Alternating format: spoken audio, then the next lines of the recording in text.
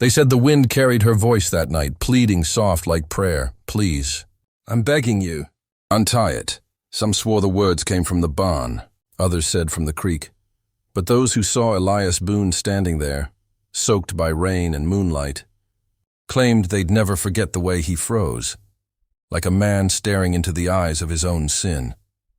Dustwood was a small place, mean with judgment and wide with rumor. By sundown, the whole town knew something had happened out at Boone's ranch, though no one could agree what.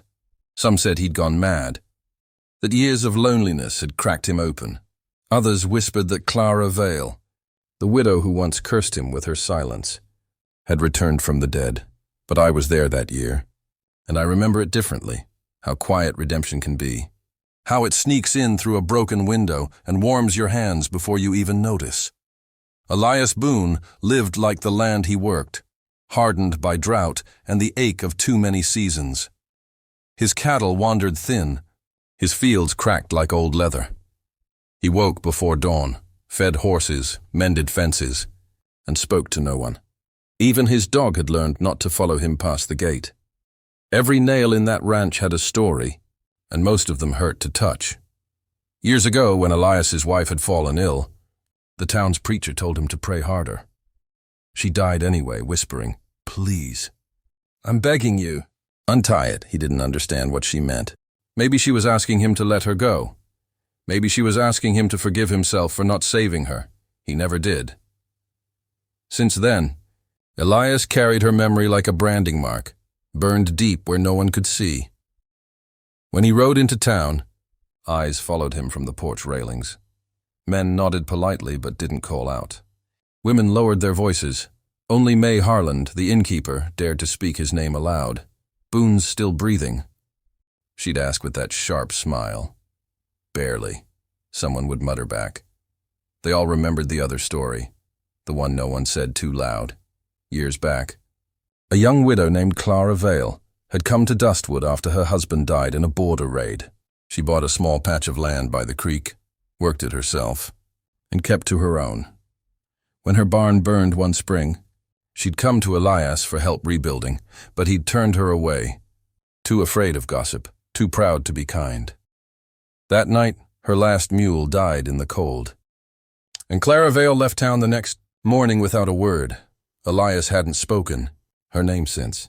The sky turned the color of smoke the evening she returned. He was mending a fence post when he saw a lone figure riding slow along the ridge. The sun caught her hat brim, her shoulders straight against the wind, even from a distance. Something in him recognized that posture, defiant, tired, unbroken. When she rode past the general store, folks stopped talking.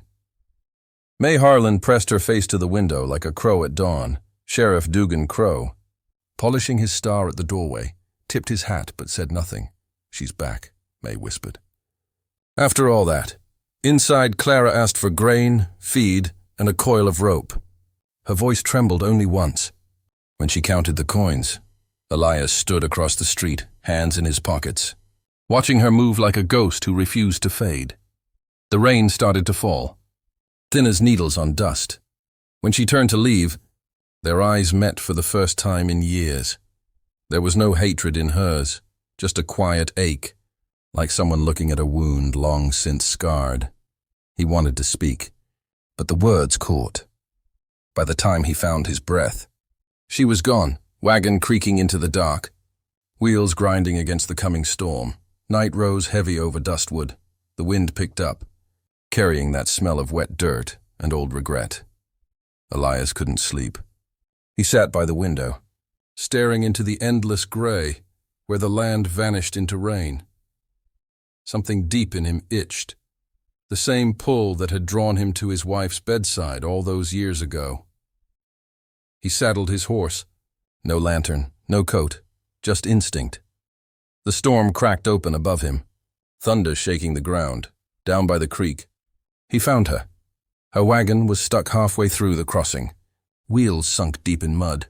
The mule thrashed wildly, trapped by the neck rope, looped around a splintered post. Clara, soaked through and shivering, pulled at the knot with raw hands. When she saw him, she didn't shout or cry. just whispered through her tears. "Please, I'm begging you." "Untie it," the same words, the same tone his wife had used on her dying breath. Elias froze. Lightning split the sky, white across his weathered face. He felt that old fear again, the one that made him stand still when he should have acted. But this time, something inside him broke loose. He jumped from the saddle, sloshed through the mud and drew his knife. With one clean motion, he cut the rope. The mule stumbled free, collapsing in exhaustion. Clara fell to her knees beside it, mud streaking her face, tears mixing with rain. For a moment, they just breathed, two souls caught in the mercy of a storm. Then Elias reached out, helped her stand. His touch was gentle, trembling like he hadn't touched another living soul in years. Their eyes met again, closer this time, and something wordless passed between them. Forgiveness, maybe. Or the ghost of it. He brought her back to the ranch, didn't say much on the ride, and she didn't ask. By the time they reached the barn, the wind had softened. The rain turned to a hush of drizzle. Inside, he lit a lantern, its glow turning the hay gold. She stood by the door, hesitant, soaked to the bone but proud enough to hide her shivers. He handed her a blanket. She didn't take it at first. "I don't want to trouble you," she said softly. He nodded, but still draped it over the rail near her hand. He stoked the fire while she dried her hair. Steam rose from their coats, filling the air with that faint, earthy smell of storm and smoke. After a long silence, he said, almost to himself, "Didn't think you'd come back." She glanced up. "Didn't think you'd still be here." The quiet between them was heavy, not hostile, just full of everything they hadn't said years ago. She told him she came for her land, though the bank had taken it. Said she'd earn enough somehow to buy it back. "Even if it kills me," she added with a wry smile that barely reached her eyes. Elias listened, silent, fingers tightening around his mug of coffee. He wanted to tell her he was sorry, for the barn, the rope, the years between, but the words wouldn't come. Instead, he reached for his coat and hung it by the door nearest her spot on the hay. She noticed, nodded once, then curled up by the fire, blanket pulled to her chin. Outside, the storm eased. Inside, time slowed, the kind of silence that feels like healing, not emptiness. When the night deepened, Elias stepped outside, letting the cold air bite at his skin. The sky had cleared. Stars glimmered faint and far away. He looked down at the rope he'd cut, muddy, frayed, lying where he'd dropped it by the barn wall. He picked it up, running his thumb along the torn fibers. That rope had bound more than a mule. It had tied him to his fear, his pride, his damnation, and now, for the first time, it hung loose in his hands. The rain dripped slow from the eaves, whispering on the dirt. Elias lifted his head toward the horizon where the first light was beginning to stir. He thought of his wife, of her last plea, and whispered to the wind, "It's untied now."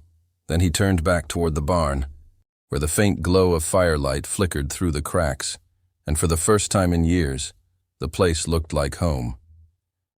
Morning in Dustwood came slow, as if the sun itself feared what it might find. Mist crawled over the prairie like breath on glass. The storm had passed, but its memory lingered, in puddles that mirrored the sky, in the hush that followed every gust of wind. Elias Boone stepped out of his barn, boots sinking into the softened earth. The world smelled clean for the first time in years. Inside, Clara Vale still slept beside the dying fire, one hand resting near the rope he had cut. He stood there for a while, just watching. The rise and fall of her breath, the faint curl of hair clinging to her cheek. She looked less like a ghost now, more like someone who'd survived a long winter. He didn't wake her. Some things, he thought, deserve silence more than words. By midday, the whole town knew. Word spread faster than the wind through sagebrush. Clara Vale spent the night at Boone's ranch. May Harlan told it first, of course. She said it in the same breath she used to bless the weather. "He took her in," she whispered to the blacksmith's wife, "in his barn, alone." The tale grew legs before it left her lips. By evening, the story had turned into scandal. At the sheriff's office, Dugan Crow listened, jaw tight. He'd known Elias Boone since the man was a hired hand. Quiet. Proud, never one for foolishness. Still, the town was a tinderbox, and gossip, out here, was a spark that burned reputations faster than prairie fire. By the next morning, Dugan rode out to Boone's ranch to have a word. Elias was in the corral, brushing down his horse when the sheriff arrived. Clara stood nearby, hammering a loose hinge on the barn door, sleeves rolled high, sun catching the faint scar along her wrist. Dugan dismounted slow, hat in hand. "Morning, Boone," he said. "Mind if I talk plain?" Elias didn't look up. "Never known you to do otherwise." "Folks in town are talking," Dugan said, voice low. "Say you're harboring trouble. That woman's past still stirs bad air around here." Elias finally turned, eyes calm but steady. "Sheriff, that woman has a name. You'll use it." Dugan hesitated, glanced at Clara, who kept hammering as though she didn't hear. "She's welcome to her name," he muttered. "But you keep this up, Boone. You'll pay for it, in trade." "In standing." Elias gave a faint smile that wasn't kind or cruel, just tired. "Then I reckon I've owed that debt a long while." Dugan didn't answer. He just nodded once and rode away, his horse kicking up a slow trail of dust that faded into the horizon. The days that followed came like a quiet redemption. Elias and Clara worked side by side, mending fences, repairing her wagon, tending his weakened cattle. They spoke little, but their silence grew companionable, warm. At dusk, she would brew coffee over the stove, and he'd sit across the table, hands wrapped around the cup like a man praying for heat. Sometimes she'd hum a tune she half remembered from childhood. Sometimes he'd tell her where the coyotes nested, or which patches of land held the softest grass. It wasn't romance. Not yet. It was something quieter, rarer, a slow stitching together of two frayed lives. One evening, as the sun bled red over the prairie, Clara paused from her work and said, "They won't forgive us, you know. Not them in town." Elias looked toward the horizon, voice rough as gravel. "They don't have to." Her eyes softened. "You think you can live that way?" He met her gaze steady. "Already am." And for the first time since her return, she smiled without sadness. But Dustwood had a way of punishing peace. By the week's end, May Harlan's gossip had turned venomous. She told the banker that Clara's return was an insult to every decent wife who'd ever buried a husband. She told the church ladies that Elias had lost his mind. And by the following Sunday, the whispers reached the auction yard, where Clara's foreclosed land was to be sold off for good.